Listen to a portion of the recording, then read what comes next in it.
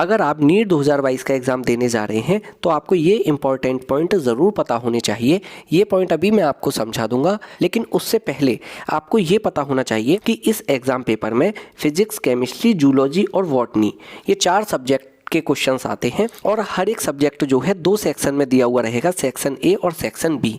हर subject का section A में 35 questions रहेंगे जो आपको सारे के सारे अटेम्प्ट करने हैं और सेक्शन बी में आपको 15 क्वेश्चन दिए हुए रहेंगे जिसमें से आपको कोई 10 क्वेश्चन अटेम्प्ट करने हैं।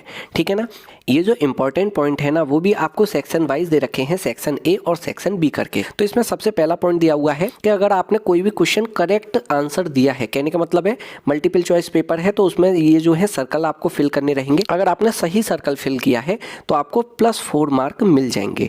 ठीक है ना। सेकंड पॉइंट ये कहता है कि अगर आपने कोई क्वेश्चन का आंसर गलत फिल कर दिया है, सर्कल जो है गलत फिल करा है, तो आपका जो नंबर है वो 1 नंबर कम कर दिया जाएगा, 1 नंबर आपका माइनस कर दिया जाएगा, मतलब कम हो जाएगा आपका 1 नंबर। और अगर आपने किसी क्वेश्चन का आंसर किया ही नहीं है, कहने को मतलब आपने कोई भी सर्कल फिल नहीं किया है, तो फिर आपको उस क्वेश्चन में 0 नंबर मिलेगा।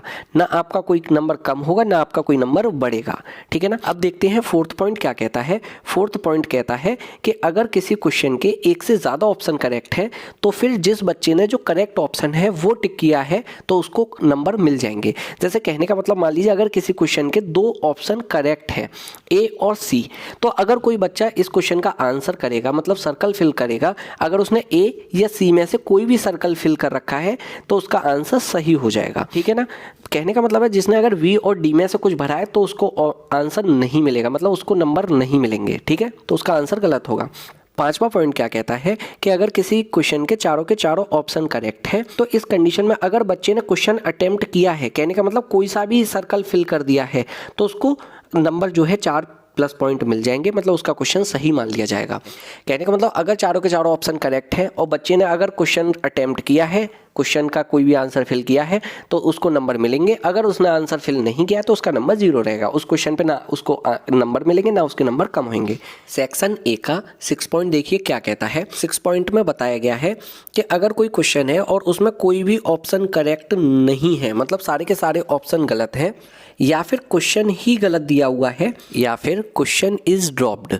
तो क्वेश्चन ड्रॉप्ड का मतलब है कि किसी भी रीजन की वजह से, या तो क्वेश्चन में कोई छोटी मोटी गलती हो गई हो, या फिर क्वेश्चन ही पूरी तरीके से गलत हो, या फिर जैसे क्वेश्चन के अकॉर्डिंग ऑप्शन ना दिए रखे हो, तो किसी भी वजह से अगर एनटीए ने उस क्वेश्चन को ड्रॉप्ड कर दिया है, उस कंडीशन में अगर वो क्वेश्चन सेक्शन ए के अंदर आता है तो फिर आपने या तो क्वेश्चन अटेम्प्ट किया हो या आपने क्वेश्चन अटेम्प्ट नहीं किया हो। कहने का मतलब है दोनों ही कंडीशन में आपको वो क्वेश्चन मिलेगा। कहने का मतलब क्या हुआ, सबके लिए वो क्वेश्चन एक तरीके से बोनस हो जाएगा जिस क्वेश्चन को एनटीए ड्रॉप करेगी। और ये बात हो रही है सेक्शन ए के क्वेश्चन में, अगर ऐसा होता है तो। अब हम बात करते हैं जो सेक्शन बी के बारे में। सेक्शन बी में आपके 15 क्वेश्चन दिए हुए रहेंगे जिसमें से आपको 10 क्वेश्चन अटेम्प्ट करने हैं। तो देखिए जैसे सेक्शन ए में पॉइंट थे कि करेक्ट होने पे आपको 4 नंबर मिलेंगे, इनकरेक्ट होने पे आपका 1 नंबर 1 नंबर जो है माइनस कर दिया जाएगा। या फिर अगर आप कोई क्वेश्चन का आंसर नहीं करोगे, या आप जैसे मान लीजिए सर्कल इतना बड़ा दे रखा है, ठीक है, और आपने सिर्फ इतना सा पॉइंट करके छोड़ दिया, मतलब एक तरीके से कि हम बाद में इसको सर्कल को फिल करेंगे, तो ऐसी कंडीशन में भी आपका क्वेश्चन जो है वो गलत कर दिया जाएगा। ठीक है ना। सर्कल आपका अच्छे से पूरा का पूरा फिल होना चाहिए बढ़िया से, है ना। इसके अलावा फोर्थ जो पॉइंट था, अगर 1 से ज़्यादा ऑप्शन जो है वो करेक्ट पाए जाएंगे और बच्चे ने अगर करेक्ट वाला ऑप्शन टिक किया है तो ही उसको मार्क्स मिलेंगे। ठीक है। अगर किसी क्वेश्चन के चारों ऑप्शन करेक्ट है और अगर बच्चे ने क्वेश्चन जो है अटेम्प्ट किया है तो उसको मार्क्स 4 दिए जाएंगे। 6 नंबर का पॉइंट ये कहता है या तो क्वेश्चन गलत है या फिर क्वेश्चन इज ड्रॉप्ड। ड्रॉप्ड का मतलब जैसे मैंने आपको पहले बताया था कि एनटीए उस क्वेश्चन को ड्रॉप कर दे, चाहे वो कोई भी रीजन हो सकता है, या तो क्वेश्चन के अकॉर्डिंग ऑप्शंस ना हो, या ऑप्शंस मान लीजिए कुछ गड़बड़ी हो गई, या क्वेश्चन में ही कोई छोटी मोटी मिस्टेक हो गई, तो उस कंडीशन में जिस बच्चे ने क्वेश्चन का आंसर टिक किया है, चाहे उसने कोई भी आंसर टिक कर दिया है, तो उस बच्चे का क्वेश्चन सही मान लिया जाएगा। और जिस बच्चे ने क्वेश्चन अटेम्प्ट ही नहीं किया है तो उसको ना ही कोई नंबर मिलेगा ना ही उसका कोई नंबर कटेगा।